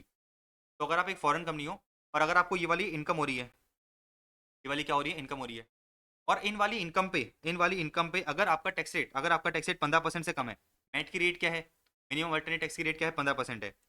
फॉरेन कंपनी ये बोलती है, फॉरेन कंपनी जो है क्या बोलती है कि भाई देखो, मेरी जो कैपिटल गेन की इनकम है, इंटरेस्ट की इनकम है, डिविडेंड की इनकम है, रॉयल्टी की इनकम है, एफटीएस की इनकम है, वो आप लोगों के इनकम टैक्स एक्ट में 10% पे टैक्सेबल है। आप लोग मुझसे फालतू में मैट क्यों ले रहे हो, आप जो मुझसे फालतू में मैट क्यों ले रहे हो यार, मुझे क्यों परेशान करो, मैं तो फॉरेन कंपनी हूँ, मैं तो क्या हूँ, फॉरेन कंपनी हूँ। सरकार ने क्या करा, रिलैक्सेशन दिया। सरकार ने फॉरेन कंपनी को ये कहा कि फॉरेन कंपनी देख, अगर तेरी ये वाली इनकम हो रही है और ये वाली इनकम अगर 15% से कम पे टैक्सेबल है, इनकम टैक्स एक्ट में अगर ये वाली इनकम 15% से कम पे टैक्सेबल है, तो क्या कर सकता है तू, तो बेसिकली जो है इसको लेस कर सकता है, मतलब इस पर तुझे मैट देने की जरूरत नहीं है। तो देखो क्या दे रखा है, अगर tax rate on the above income is less than 15%, तो आपको जो बेसिकली टैक्स देने की जरूरत नहीं है। लेकिन ध्यान रखना, अगर यही इनकम पे फॉरेन कंपनी को 15% से ज्यादा पे टैक्स पे करना है, तो फिर मैट देना पड़ेगा उसको, फिर जो है मैट देना पड़ेगा। बात समझ आ गई आपको। तो आपको ये देखना है कि भाई फॉरेन कंपनी की कैपिटल गेन की इनकम हुई है क्या, इंटरेस्ट की इनकम हुई है क्या, डिविडेंड की इनकम हुई है क्या, रॉयल्टी की इनकम हुई है क्या, एफटीएस की इनकम हुई है क्या। अगर ये 15% से कम पे टैक्सेबल हो रही है, तो जो है आपको मैट देने की जरूरत नहीं है, आप क्या कर दोगे, लेस कर दोगे। लेकिन अगर 15% से ज्यादा पे टैक्सेबल हो रही है, 15% से क्या हो रही है, ज्यादा पे टैक्सेबल हो रही है, तो फिर लेस नहीं करना है, फिर आपको जो है मैट देना पड़ेगा। समझ में आ गई कहानी। अच्छा ये किस रेट पे टैक्सेबल होगी, कैसे टैक्सेबल होगी, ये अपन जो है इंटरनेशनल टैक्सेशन में जाके समझ लेंगे। तो इसी तरह से इसका जो है उल्टा पॉइंट दे रखा है, इसका जो उल्टा पॉइंट दे रखा है, देखो ये रहा, उस इनकम को कमाने के लिए जो इनकम अपन ने क्या करी, इधर लेस करी है, उस इनकम को कमाने के लिए अगर आपने कोई खर्चे कर रखे हैं, तो उसको भी अपन क्या करेंगे, उसको भी जो है अपन एड बैक कर देंगे, उसको भी जो है बेसिकली एड बैक कर दिया जाएगा। बात समझ में आ गई। अब ये वाले जो दो पॉइंट है, ये वाले जो दो पॉइंट है, ये अपन बिजनेस टेस्ट के साथ करेंगे, ये अभी आपको समझ में नहीं आने वाले, ये जो है अभी आपको समझ में नहीं आने वाले। तो मैं जो है क्या करता हूँ, एक बार जो है बिजनेस टेस्ट में आपको ले चलता हूँ, बिजनेस टेस्ट में अपन चलते हैं, और बिजनेस टेस्ट में जो है मैं क्या करता हूँ, इधर लिख लेता हूँ, बिजनेस टेस्ट में जो है मैं लिख देता हूँ इधर कि भाई अपन को जो है क्या करना है, मैट के 2 पॉइंट्स करने हैं। तो जब अपन बिजनेस टेस्ट करेंगे तो अपन भूलेंगे किसी हालत में नहीं, क्योंकि अपन ने इधर लिख दिया है। तो जब अपन बिजनेस टेस्ट करेंगे, मैं आपको जो है मैट के ये 2 पॉइंट्स पे करा दूंगा। अब आ जाते हैं अपन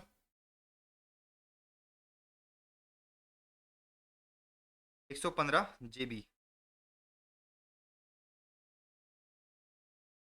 ठीक है। तो ये वाले 2 पॉइंट हैं, ये इनकम से रिलेटेड है, सॉरी एक्सपेंसेस से रिलेटेड है, और ये वाले 2 पॉइंट जो है इनकम से रिलेटेड है। ये अपन क्या करेंगे, ये अपन जो है बेसिकली बिजनेस टेस्ट करेंगे जब समझ लेंगे।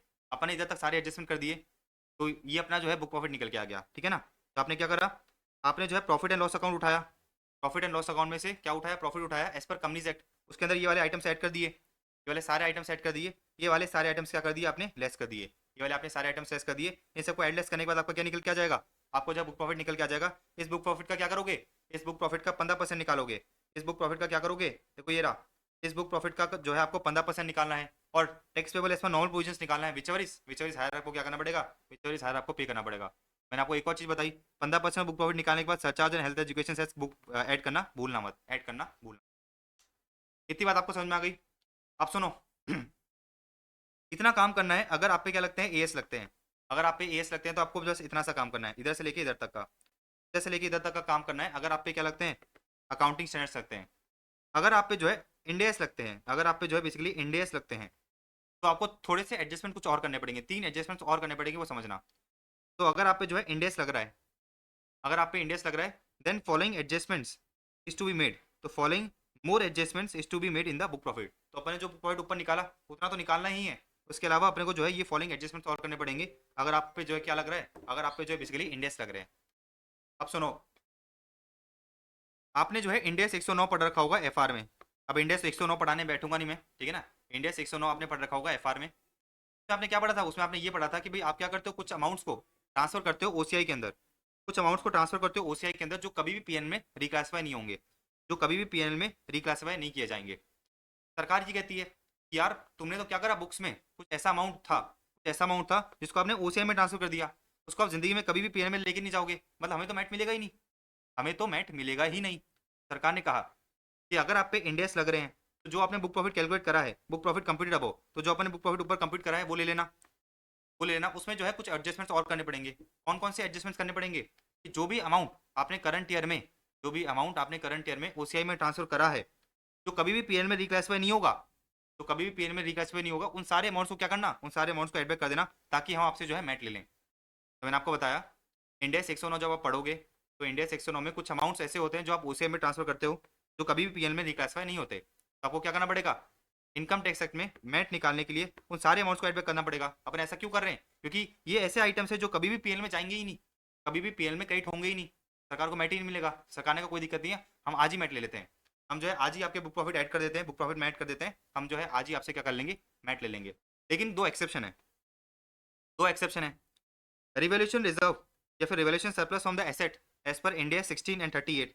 इंडिया 16 किसका होता है, पीपीई का होता है। इंडिया 38 किसका होता है, इंटेंजिबल एसेट का होता है, जो अगेन आपने एफआर में पढ़ रखा है, ठीक है ना। तो हमने ये कहा कि भाई जो भी अमाउंट आपने ओसीआई में ट्रांसफर करा है जो कभी भी पीएल में रिक्लासिफाई नहीं होगा, सबको ऐड कर देना, सबको ऐड कर देना, लेकिन दो को ऐड मत करना। कौन कौन सी दो आइटम है, revaluation surplus from the asset जो आपने करंट में ओसीआई में ट्रांसफर करे हैं, और बेसिकली मुझे पता है ये जो है कभी भी पीएल में रिक्लासिफाई नहीं होगा, ये कभी भी पीएल में रिक्लासिफाई नहीं होगा, तो इसको ऐड मत करना। क्यों ऐड मत करना, क्योंकि ये जो आइटम है, ये जो दो आइटम है, इसको अपन बुक प्रॉफिट में कब ऐड करेंगे, जब बेसिकली आप क्या करोगे, इन एसेट्स को बेच दोगे, जब अल्टीमेटली इन एसेट्स को डिस्पोज ऑफ करोगे, उस साल अपन क्या करेंगे, उस साल जो है अपन बुक प्रॉफिट में ऐड करेंगे। तो वापस समझना, मैंने आपको ये बताया कि जो भी अमाउंट आपने ओसीआई में ट्रांसफर कराए करंट ईयर में, अगर आप पे इंडेस लगते हैं तो जो कभी भी पीएल में रिक्लासिफाई नहीं होंगे, उन सबको अपन एडबैक कर देंगे। लेकिन दो आइटम को एडबैक नहीं करेंगे। कौन कौन से दो आइटम है, एक तो है revaluation surplus from the asset as per India 16 and 38, and दूसरा क्या है, गेन या losses from investment in equity instruments, जिसको आपने ओसीआई के थ्रू दिखा रखा है एज पर इंडिया 109। तो आपने ये सारी चीजें जो है एफआर में पढ़ रखी है। तो अगर कुछ इक्विटी इंस्ट्रूमेंट्स को आपने जो है ओसीआई पे दिखा रखा है, इक्विटी इंस्ट्रूमेंट्स को अगर आपने जो है ओसीआई पे दिखा रखा है, तो उसका उसके अमाउंट को भी जो है आपको एडबैक करने की जरूरत नहीं है। ये दो आइटम्स, इन दो आइटम्स का अमाउंट जो आपने ओसीआई में ट्रांसफर करा है, ये कौन से ईयर के बुक प्रॉफिट में ऐड होगा, जिस साल आप क्या करोगे, साल इन एसेट्स को डिस्पोज ऑफ करोगे, जिस साल क्या करोगे, एसेट्स को जो है डिस्पोज ऑफ करोगे, जिस साल जो है बेसिकली इन एसेट्स को डिस्पोज ऑफ करोगे, उस साल के बुक प्रॉफिट हम इंक्रीज कर देंगे। लॉजिकली बात समझ में आ गई आपको। अब सुनो, अगर आपने करंट ईयर में डीमर्जर के टाइम पे अपने शेयर होल्डर्स को, करंट ईयर में आपका डीमर्जर हुआ, डीमर्जर के टाइम पे अपने शेयर होल्डर्स को क्या करा है, कोई नॉन कैश एसेट्स बांट दिए, कोई नॉन कैश एसेट्स बांट दिए, तो उसको भी आपको क्या करना पड़ेगा, उसको भी जो है बुक प्रॉफिट में ऐड करना पड़ेगा, अगर आपने जो है पीएनएल में उसको डेबिट कर रखा है तो amount debited to the PNL account on distribution of non cash asset to the share holders in demerger. अगर डीमर्जर के समय पे आपने कुछ एसेट्स हैं वो आपने क्या करे, वो बेसिकली आपने जो है क्या करे, शेयर होल्डर्स को बांट दिए। तो अगर आपने जो है नॉन कैश एसेट्स डीमर्जर पे शेयर होल्डर्स को बांट दिए, तो आपने पीएनएल में डेबिट कर रखा होगा, सरकार ने कहा हम ऐसा अलाउ नहीं करेंगे, आपको जो है क्या करना पड़ेगा, इसको जो है एडबैक करना पड़ेगा।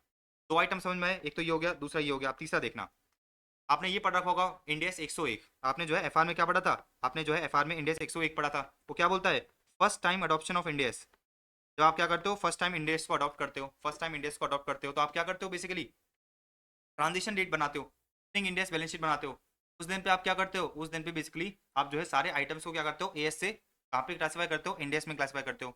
तो ऐसा करने के लिए उधर आप जो है अदर इक्विटी में रिटेन अर्निंग में कुछ एडजस्टमेंट्स करते थे, अदर इक्विटी में रिटेन अर्निंग में कुछ एडजस्टमेंट्स करते थे। तो बेसिकली अपना जो इनकम टैक्स एक्ट है वो ये कहता है कि भाई ट्रांजिशन अमाउंट, कन्वर्जेंस डेट का मतलब क्या है, कन्वर्जेंस डेट का मतलब है कि भाई जिस दिन आपने पहली बार क्या करा है, जिस दिन आपने पहली बार इंडेक्स का रिपोर्टिंग बनाया है, जिस दिन आपने पहली बार क्या करा है, first day of the index reporting period.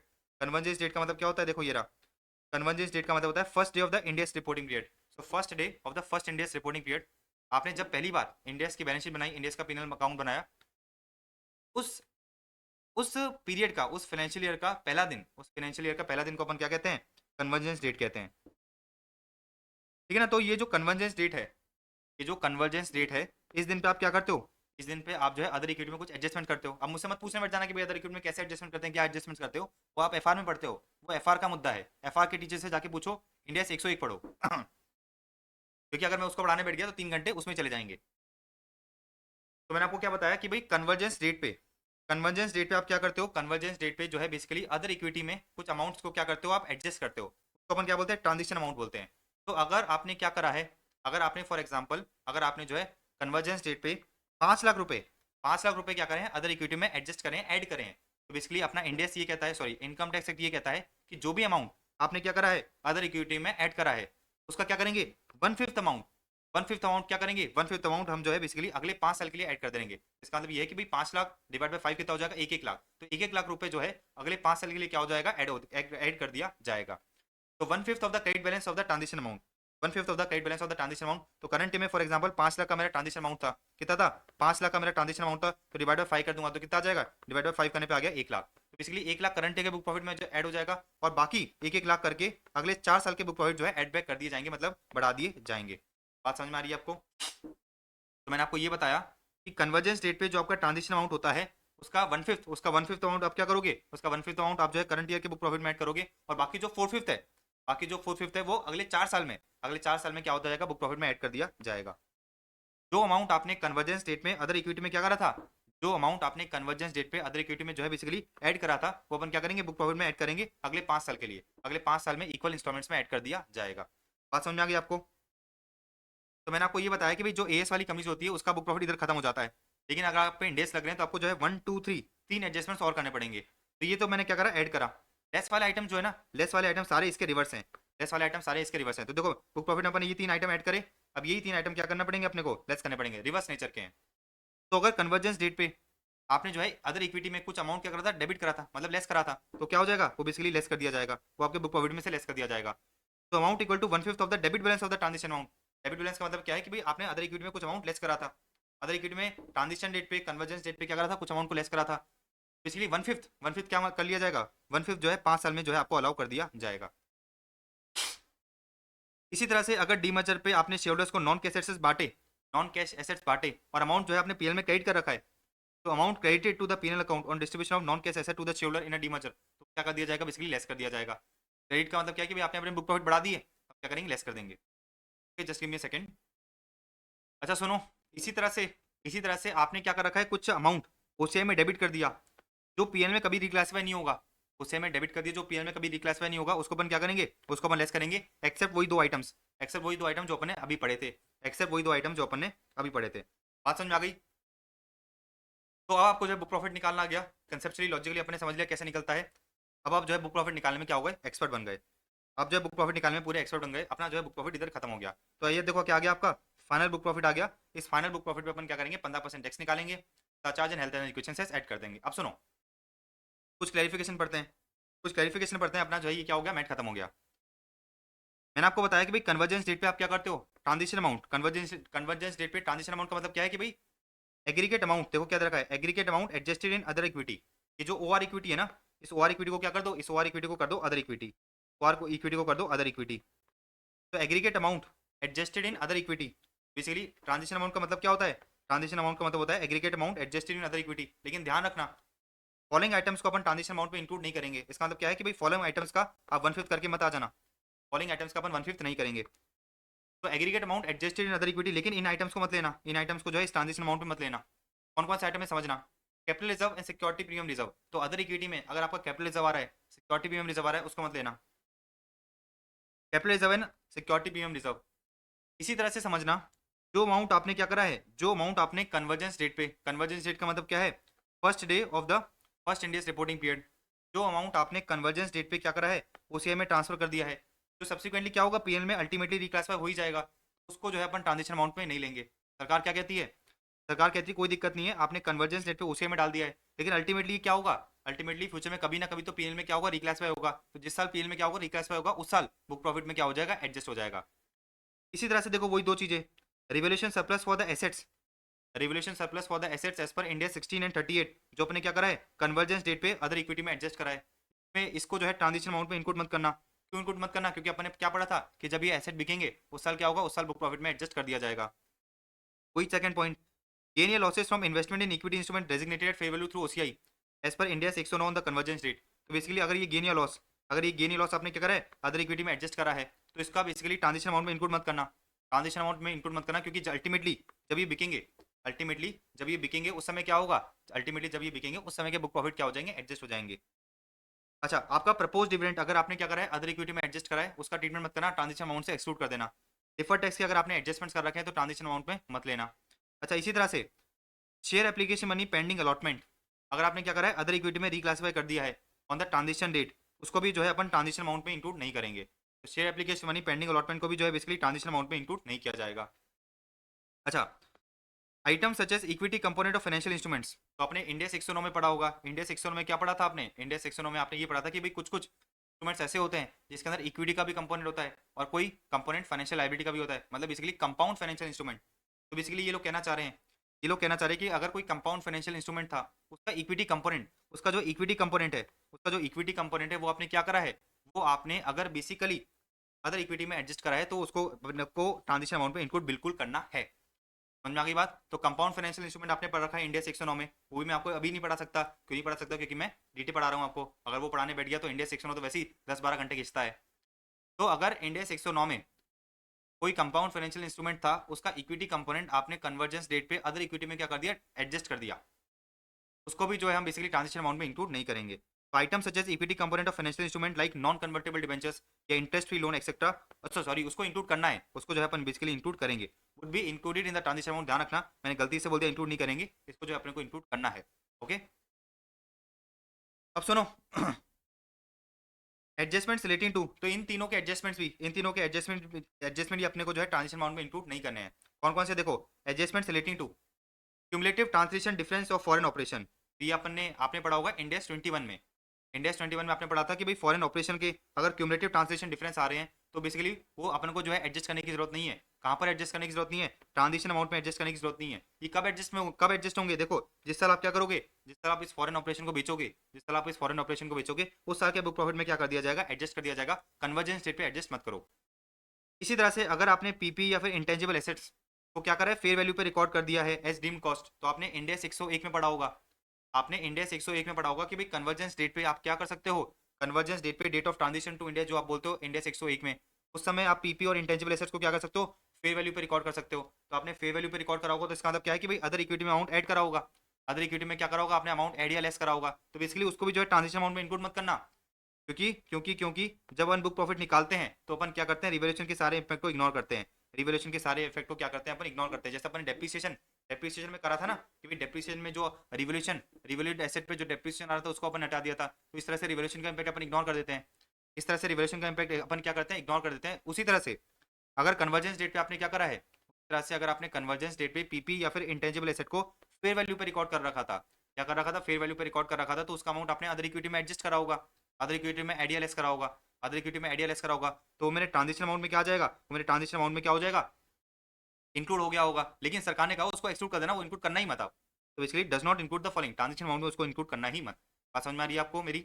अब एक और चीज देखो, इन्वेस्टमेंट इन सब्सिडी एसोसिएट जॉइंट वेंचर को भी आपने क्या करा, फेयर वैल्यू पे रिकॉर्ड कर दिया, उसको क्या करा, फेयर वैल्यू पे रिकॉर्ड कर दिया। तो बेसिकली सरकार ने कहा कि भी इसको भी ट्रांजेक्शन अमाउंट में इंक्लूड मत करना, ये जब आप बेचोगे, ये जब इन्वेस्टमेंट बेचोगे उस साल के बुक प्रॉफिट में क्या हो जाएगा, एडजस्ट हो जाएगा, उस साल के जो बुक प्रॉफिट है उसमें एडजस्ट कर दिया जाएगा। तो वापस समझ लेना, मैंने आपको क्या बताया, मैंने आपको ये बताया कि भाई जो आपकी बुक प्रॉफिट है उसके अंदर क्या करोगे, कन्वर्जेंस डेट पे, कन्वर्जेंस डेट पे जो भी अमाउंट आपने क्या करा है अदर इक्विटी में एडजस्ट करा है, उसका 1/5 क्या होगा, उसका जो है 1/5 ऐड हो जाएगा। अगर आपने अदर इक्विटी में क्या करा था, ऐड करा था, तो कन्वर्जेंस डेट पे जो भी अमाउंट आपने क्या करा था, अदर इक्विटी में बेसिकली ऐड करा था, उसका 1/5 अपन क्या करेंगे, करंट में ऐड कर देंगे, और बाकी बाकी जो 4/5 है वो अगले 4 साल में ऐड कर दिया जाएगा। तो 1/5 करके 5 साल के बुक प्रॉफिट्स आपके इंक्रीज हो जाएंगे, 1/5 करके 5 साल के आपके बुक प्रॉफिट्स इंक्लूड हो जाएंगे।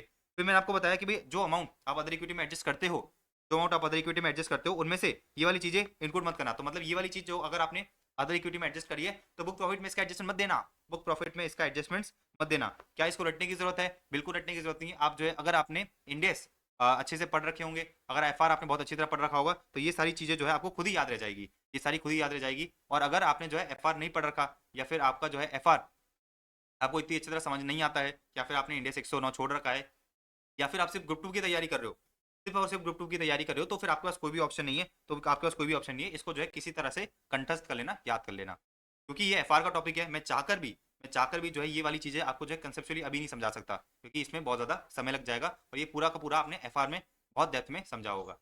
ठीक है, इतनी बात आपको समझ में आ गई।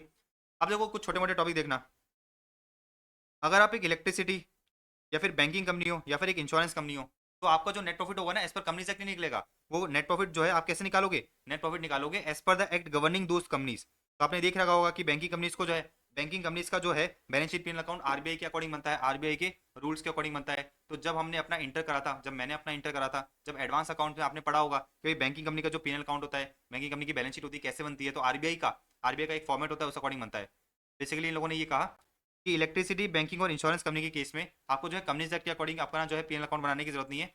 आप जो है प्रॉफिट कैसे उठाओगे, आप प्रॉफिट उठाओगे as per PNL account, made as per the act governing these companies, made as per the act governing these companies. अच्छा, मैंने आपको एक चीज बताई थी, मैंने आपको एक चीज बताई थी कि जो आपका प्रोविजन फॉर अनअसर्टेन लायबिलिटी होती है उसको क्या करना पड़ता है, उसको जो है आपको एडबैक करना पड़ता है। लेकिन ध्यान रखना, provision for gratuity, provision for gratuity, provision for leave salary, provision for warranty which is based on actual valuation, वो क्या है, असर्टेन लायबिलिटी है, उसको जो है असर्टेन लायबिलिटी मानी जाती है as per mat.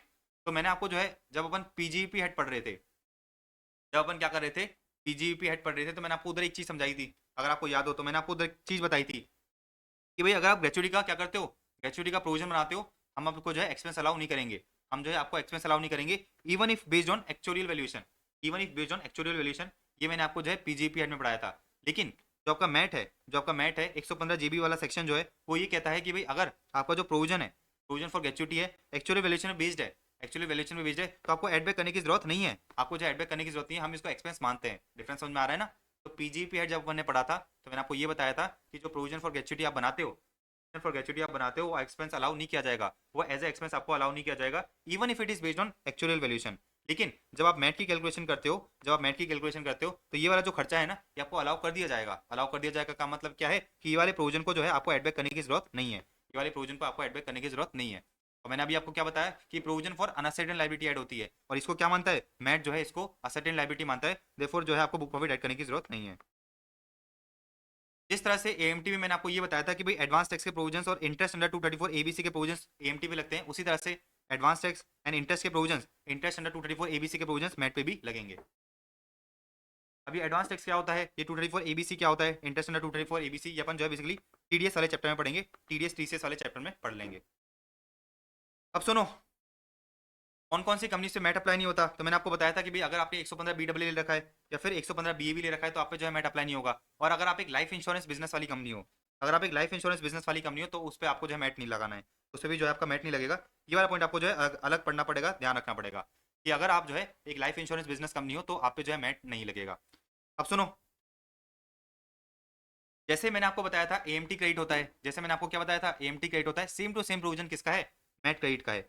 Same to same provision आपका क्या है, मैट क्रेडिट का है। तो करंट ईयर में अगर आपका मैट कितना आ रहा है, अगर आपका मैट रेगुलर टैक्स से ज्यादा आ रहा है, तो जितना आपने करंट ईयर में एक्सेस पे करा है वो आपको क्या होगा, मैट क्रेडिट मान लिया जाएगा। वो आपको क्या मान लिया जाएगा, मैट क्रेडिट मान लिया जाएगा, मैट क्रेडिट मान लिया जाएगा। इसको जो है अगले 15 साल के लिए क्या कर सकते हो, कैरी फॉरवर्ड कर सकते हो। इसको जो है अगले 15 साल के लिए क्या कर सकते हो, कैरी फॉरवर्ड कर सकते हो। इसको जो है बेसिकली अगले 15 साल के लिए अपन कैरी फॉरवर्ड कर सकते हैं। और मैट क्रेडिट को आप यूटिलाइज कर सकते हो, मैट क्रेडिट को जो है फ्यूचर में यूटिलाइज कर सकते हो जिस भी साल आपका रेगुलर टैक्स जो है मैट से ज्यादा हो जाता है, इस साल आपका जो रेगुलर टैक्स है मैट से ज्यादा हो जाता है, तो इन दोनों के डिफरेंस तक, इन दोनों का जो डिफरेंस अमाउंट है ना, जितने अमाउंट से आपका रेगुलर टैक्स मैट से ज्यादा है उतने अमाउंट का आपको जो है क्रेडिट मिल जाएगा। ये अपने बहुत एग्जांपल के साथ एएमटी में भी समझाता। तो up to the amount of difference between regular tax and MAT in that year. अगर आपकी कंपनी है, अगर आपकी कंपनी किस में कन्वर्ट हो गई, एलएलपी में कन्वर्ट हो गई, अगर आपकी कंपनी जो है एलएलपी में कन्वर्ट हो जाती है, अगर आपकी कोई कंपनी है वो एलएलपी के अंदर क्या हो जाती है, कन्वर्ट हो जाती है, अगर आपकी कोई कंपनी है वो एलएलपी में कन्वर्ट हो जाती है, तो उस केस में क्या होगा, उस केस में जो मैट क्रेडिट है, उस केस में जो मैट क्रेडिट कंपनी के पास था वो क्या हो जाएगा, लैप्स कर दिया जाएगा, वो बेसिकली लैप्स हो जाएगा। बात समझ में आ गई? So MAT credit shall lapse, MAT credit shall lapse to LLP. तो अगर आप क्या हो, अगर आप जो है कंपनी थे और आप एलएलपी में कन्वर्ट हो गए, तो आपके पास कोई मैट क्रेडिट अगर था तो वो बेसिकली एलएलपी को नहीं मिलेगा, वो लैप्स हो जाएगा, भूल जाओ। लास्ट पॉइंट समझना, ये वाला पॉइंट और ये वाला पॉइंट, ये वाला पॉइंट और ये वाला पॉइंट जो है आपको इंटरनेशनल टैक्सेशन के साथ समझ में आएगा, अभी आपको समझ में नहीं आएगा, तो इसको अपन होल्ड कर देते हैं, राइट। तो ये वाला जो पॉइंट है और ये वाला जो पॉइंट है ये आपको जो है इंटरनेशनल टैक्सेशन के साथ ही समझ में आएगा, इसलिए अपन अभी नहीं कर पाएंगे, इसको अपन होल्ड कर देते हैं। अब सुनो, आप जो है कंपनीज एक्ट में क्या करते हो, आप जो है कंपनीज एक्ट में, इधर थोड़ा अच्छे से बना लेते हैं, आप जो है बेसिकली कंपनीज एक्ट में क्या करते हो, जनवरी से लेकर दिसंबर वाला ईयर फॉलो करते हो। आप जो है कंपनीज एक्ट में क्या करते हो, जनवरी से लेकर दिसंबर का ईयर फॉलो करते हो। तो मैं इधर लिख लेता हूँ कि भाई कंपनीज एक्ट में आप जो है जनवरी से लेके, जनवरी 23 से लेके दिसंबर 23 वाला ईयर फॉलो कर रहे हो। लेकिन इनकम टैक्स एक्ट में आपने पढ़ रखा है, इनकम टैक्स एक्ट में ऐसा अकाउंटिंग ईयर नहीं होता। इनकम टैक्स एक्ट में क्या होता है, इनकम टैक्स एक्ट में फाइनेंशियल ईयर होता है। फाइनेंशियल ईयर क्या होगा, फाइनेंशियल ईयर मेरा जो है इनकम टैक्स एक्ट में 23-24 होगा। फाइनेंशियल ईयर मेरा क्या होगा, इनकम टैक्स एक्ट में 23-24 होगा। अब सुनो, अपने को क्या करना है, 23-24 का मैट निकालना है। अपने को जो है क्या करना पड़ेगा, अपने को जो है 23-24 का मैट निकालना है। 23-24 का मैट निकालने के लिए अपने को क्या करना पड़ेगा, 23-24 की बैलेंस शीट चाहिए रहेगी। 23-24 की क्या चाहिए रहेगी, 23-24 की जो है आपको बैलेंस शीट चाहिए रहेगी। Just give me a second. तो मैंने आपको क्या बताया, मैंने आपको ये बताया कि भाई आप जो है कंपनीज में, कंपनीज एक्ट में जनवरी से लेकर दिसंबर का ईयर फॉलो कर रहे हो, लेकिन इनकम टैक्स एक्ट में आपको जो है फाइनेंशियल ईयर 23-24 चाहिए रहेगा। फाइनेंशियल ईयर 23-24 की बैलेंस शीट चाहिए रहेगी, तो आपको क्या करना पड़ेगा, आपको जो है फाइनेंशियल ईयर 23-24 की क्या करनी पड़ेगी, फाइनेंशियल ईयर 23-24 की आपको बैलेंस शीट बनानी पड़ेगी। तो फाइनेंशियल ईयर 23-24 की बैलेंस शीट कैसे बनाओगे, फाइनेंशियल ईयर 23-24 की बैलेंस शीट कैसे बनेगी, अप्रैल 23 से लेके मार्च 24 की क्या बनेगी, मार्च 24 की बैलेंस शीट बनेगी। तो आपको क्या करना पड़ेगा, ये जो बैलेंस शीट है, ये जो बैलेंस शीट है ना, इसको क्या करना पड़ेगा, इसको जो है अप्रैल 23 से लेके मार्च 24 में कन्वर्ट करना पड़ेगा। एंड अकॉर्डिंगली आपके पास 23-24 की बैलेंस शीट आ जाएगी। एंड आप क्या कर सकते हो, आप जो है मैट वेट कैलकुलेट कर सकते हो। अब सुनो, अज्यूम करते हैं कि भाई कंपनी ने क्या करा, कंपनी ने जो है जस्ट अगले दिन मतलब 1 जनवरी 2024 से 1 जनवरी 2024 से क्या करा, इंडिया सप्लाई कर लिया।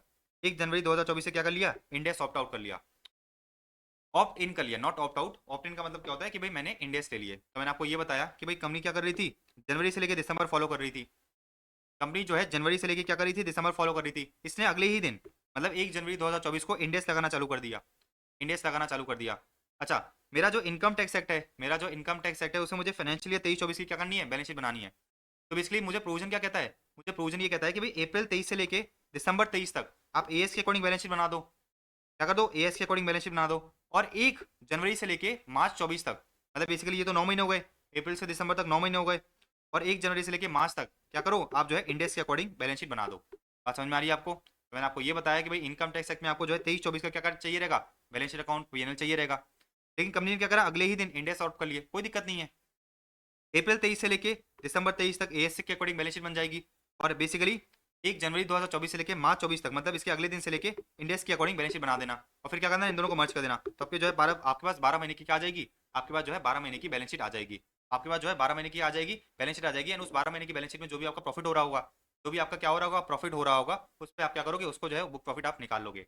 अच्छा, आप जो है पहली बार इंडेक्स कब आउट कर रहे हो, आप पहली बार इंडेक्स आउट कर रहे हो 1 जनवरी 2024 को। तो इसलिए ट्रांजिशन डेट कन्वर्जेंस डेट क्या होगी, ट्रांजिशन डेट कन्वर्जेंस डेट होगी 1 जनवरी 2024। तो जो मैंने आपको एग्जांपल समझाया ना, वही इन लोगों ने इधर दे रखा है, पढ़ लेना आप, ठीक है ना, इतना काम का नहीं है। तो मैंने आपको जो एग्जांपल समझाया ना, वही देखो एग्जांपल इधर मैंने एक्सप्लेन कर रखा है। ठीक है, बात समझ आ गई आपको। तो ये वाला एग्जांपल अपना पूरा डन है, ये वाला एग्जांपल अपने पूरा देख लिया। ये वाला जो आपको नोट करना था, ये वाला अगर आपको नोट करना था एग्जांपल, तो आप जो है अपनी बुक्स में नोट कर लेना इस एग्जांपल को, ठीक है ना। मैं जो है वापस ले आता हूँ इधर। तो अगर ये वाला एग्जांपल आपको नोट करना है तो आप अपनी बुक्स में नोट कर लो, ताकि आपको जो है ये चीज़ पढ़ने की जरूरत नहीं पड़ेगी। अगर आपको जो है ये एग्जांपल भी क्लिक हो जाएगा तो भी आपका पर्पस सॉल्व हो जाएगा। यहाँ पर जो है अपना मैट, अपना जो मैट है वो खत्म हो जाता है।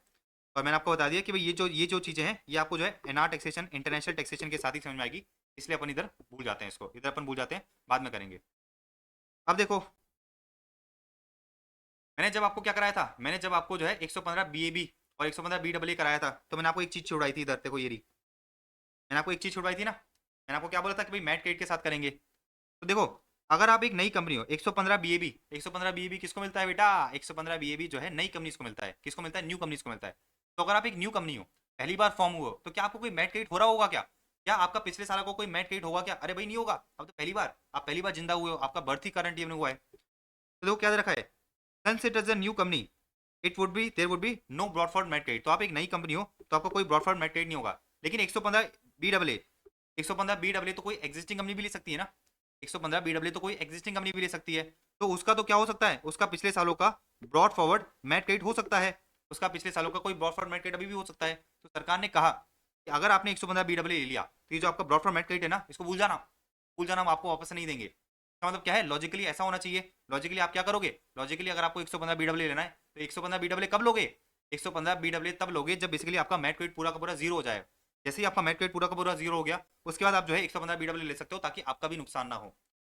तो अगर आपने 115 बीडब्ल्यू लेना चाहते हो और आपका क्या है, आपका जो है ब्रॉड फॉरवर्ड मैट क्रेडिट पड़ा है, तो अगर आपने 115 बीडब्ल्यू ले लिया, तो क्या हुआ है, ये बेसिकली इसका ये लैप्स हो जाएगा, इसका आपको फायदा नहीं मिलेगा।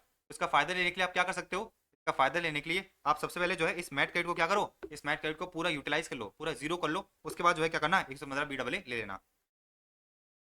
तो देखो क्या देखा है, brought forward MAT credit can not be set off against the income under 115 BW, मतलब लैप्स हो जाएगा। इसलिए आपके पास क्या ऑप्शन है, इसके पास आपके इसके लिए आपके पास ऑप्शन ये है कि भाई अगर आपके पास मैट क्रेडिट पड़ा है, तो सबसे पहले अपने मैट क्रेडिट को जीरो कर लो। उसके बाद जो है आप क्या करना, 115 बीडब्ल्यू लेना, ताकि जो है आपको नुकसान नहीं होगा। बात समझ में आ गई आपको। तो फाइनली जो है अपना मैट क्रेडिट खत्म हो गया। अपना जो मैट का टॉपिक है, मिनिमम अल्टरनेट टैक्स, बहुत इंपॉर्टेंट टॉपिक है, ध्यान रखना, बहुत इंपॉर्टेंट टॉपिक है, बहुत अच्छी तरह अपने कंसेप्चुअली समझ लिया ऑलमोस्ट 1 घंटे में, राइट। अब अपन करेंगे ये बायबैक वाला थोड़ा सा कंसेप्ट, ओके।